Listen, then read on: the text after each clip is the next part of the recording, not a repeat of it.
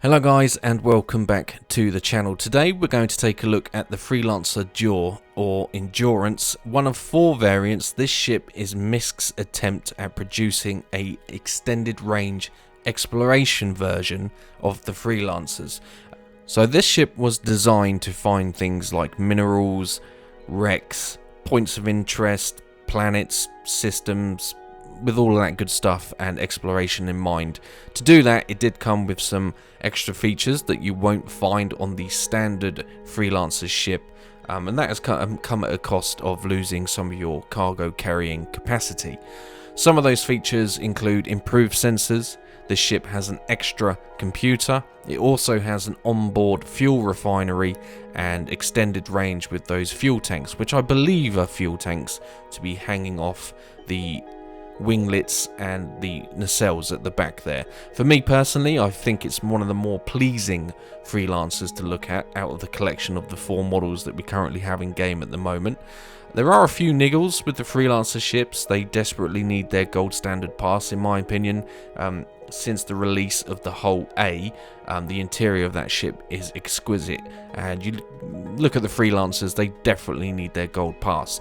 Once that is achieved by CIG, I have no doubt that the Freelancers will come alive and be just much better than where they are now. So if you can see past the niggles, and we'll discuss some of those later on in the video, you're going to have a solid ship on your hands. They are very impressive for their price point and their size. Now, being a Freelancer, of course, it does straight away have some pros to it. Freelancers are quite tanky, and they also have respectable firepower for you, the pilot, without a crew, which is great for the solo players in and around the verse. So we have the 4 attrition size 3s, which are nothing to turn your nose up at. We also have a turret at the back should you want to. It also has some missiles, so the pilot will have the ability to access 90% of the weapons on board this ship, I would say. If you look at the nose of the ship as well, you'll see the improved sensors. It has an improved scanning suite. It also comes equipped with 2 size 2 shields, 2 size 2 hydrogen fuel tanks, 1 size 2 extended quantum fuel tank, and that's where you're going to get your extra range from. So very useful for that exploration gameplay loop that we're all waiting for so desperately. It also has double the computing power. This ship has an extra computer that you won't find on the standard Freelancer, so again, that is going to help you in your exploration role. So that's a nice touch. There's a lot going for this ship when you compare it to the standard Freelancer. There are 2 ways of acquiring this ship in and around the verse. You can pick one up for around $135 on the website. In game, it will cost you 1.9 million UEC. You can buy that in Lorville. You are also able to rent this ship, so if you wanted to try this ship, try before you buy, get a feel for the ship, that is also an option, and again, that is at Lorville for both purchasing and renting. So that's pretty useful. It's a great way to get a feel for the ship. So I do think that this ship has a lot of potential if you can get over the aesthetics of it. Some people like it, some people don't. As I've said, I'm sort of on the fence with it. I think this is the better looking model of all of the Freelancers. It looks a bit more sci-fi. It looks a bit more at home in and around the verse compared to its contemporaries. The attributes are respectable. Okay, so the firepower is great for a ship of this size, but it's more sort of the features that tilt me in favour of this ship. I like the idea of not having to spend a fortune and not having to spend ages to grind a ship out of this caliber. This will be very useful for people that want to go out by themselves and explore systems and planetary bodies that can be found in and around Pyro. I can see this being a very viable option.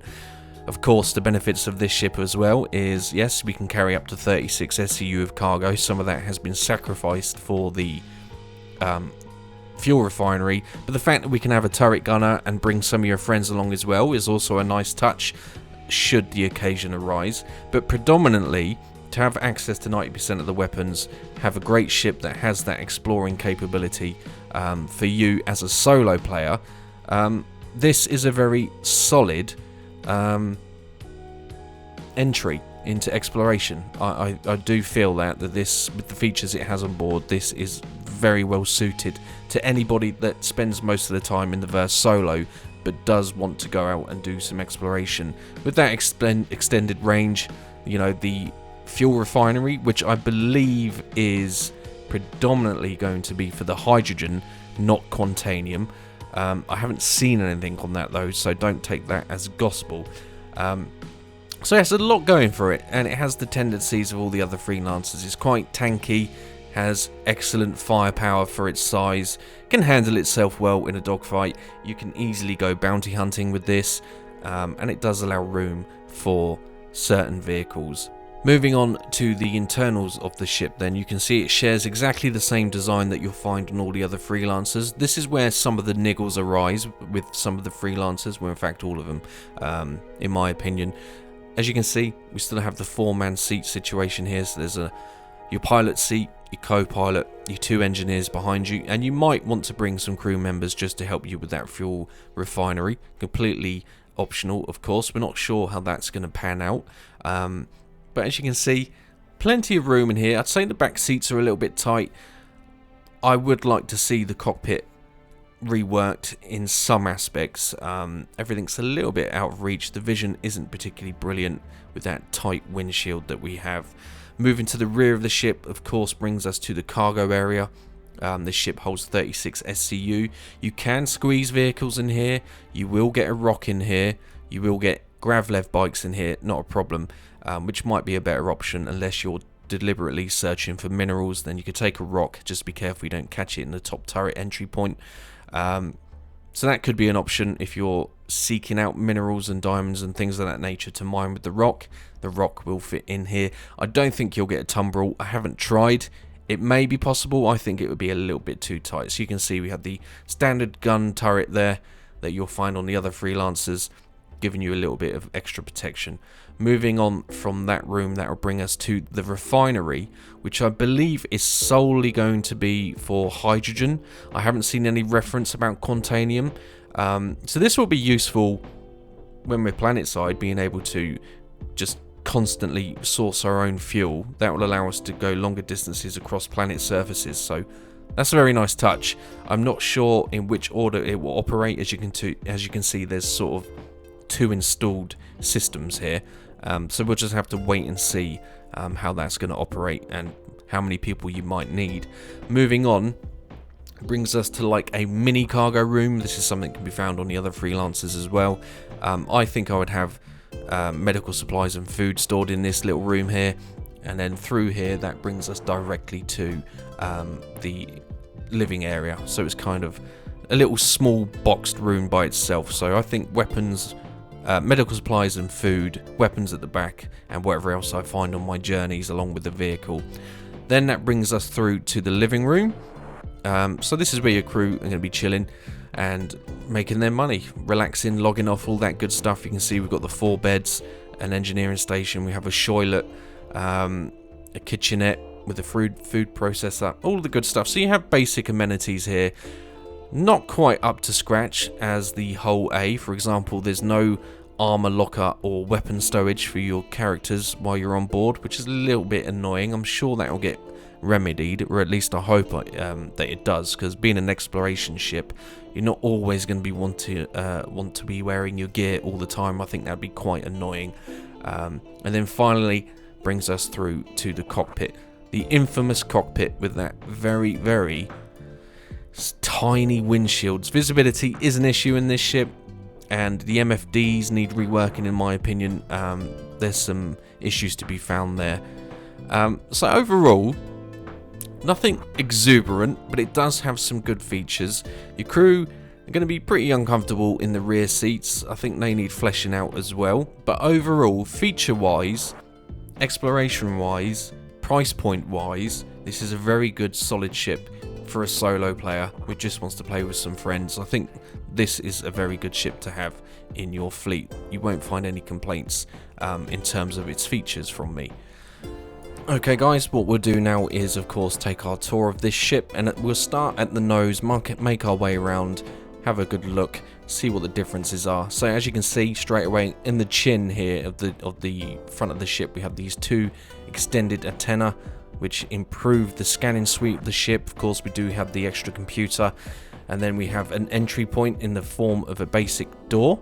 We then have the 2 size 3 attrition repeaters. These can be gimbaled as well. There's obviously another set on the other side of the ship. And then we make our way to the rear, where we have the landing gear, which is a weird landing gear.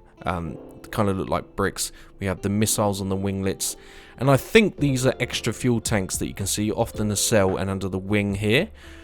I'm not 100%, so guys, if you know, then please sound off down below, because I couldn't find a reference to what they actually are. As an educated guess, I think they're just extra fuel storage, and they look cool. I like them. We have the 2 engines at the back, single award-winning Xion Tech engines, I believe. So that's a nice touch. We have 3 spotlights above that rear ramp, which is also quite a nice touch. So aesthetically, it keeps the same shape as all the other Freelancers, but I think with those extra fuel tanks, if that is indeed what they are, it just looks better. It does also have a better paint job than the others. I think the Miz is a dark sort of green olive drab colour. The Freelancer Max has that orange and white, and here we have a sort of orange and I'd say navy blue combo going on. Tricycle landing gear, with the landing gear at the back being separated into 2 parts. So nothing untoward apart from the extra fuel tanks. So we'll make our way towards the rear of the ship. We better do this quickly, because it appears I'm going to die of dehydration at any moment. So we'll go in through the back and we'll enter the cargo bay. So we'll open this door. Quite slow in terms of ramps, and that brings us straight into the cargo area. And we'll just shut this in case anyone has any funny ideas. Okay, so as you can see, this is where we're going to store most of the cargo that we find, especially with the refactor in place. Salvaging wrecks is going to be good time. So we have components here which don't work at the moment. We don't have access to them. This will come in the gold pass. I like where they are. It might be a bit of an issue if you've got cargo and then your ship develops some sort of fault. Shifting the cargo around to get your components might be a bit of a pain in the arse. We'll see how that plays out. Then we enter the fuel refinery room. So this is where we've lost some of our cargo carrying capacity. Big fuel refinery, it seems. Big pipes. Again, I think it is purely for hydrogen. I've seen no reference to Quantanium. But I think hydrogen would be fine. Generating its own fuel of any sort is going to be extremely useful. So it's fairly cramped in here, but it's a nice feature of this ship. A ship of this size to have its own refinery is pretty impressive. That then brings us to this smaller cargo area. It's like a box cargo room. Again, I would have, I think, medical supplies and food stored here, just so it's so easy to get to from the cockpit area, and you don't have to travel through all the boxes and stuff that you might have stowed away at the back. We have the kitchenette here, if you can call it that. Food processor, some fancy glasses. Here we have the toilet, shower toilet combo, so at least you're able to cleanse yourself from day-to-day space filth. And I can't get that to work, so in here as well I think will get reworked, and that will function so that we can actually use the toilet. We have an engineering station here. This won't be useful for the fuel refinery, but it can be found on the other Freelancers. We have our exit point here. Oh, let's shut the door. That's fine. Just trust me. That's how you get in and out. That door has killed me so many times. It doesn't happen anymore, which is nice. We have the 4 beds, which double up as escape pods. And then we have the cockpit, where some of the issues arise. So the MFDs get clipped.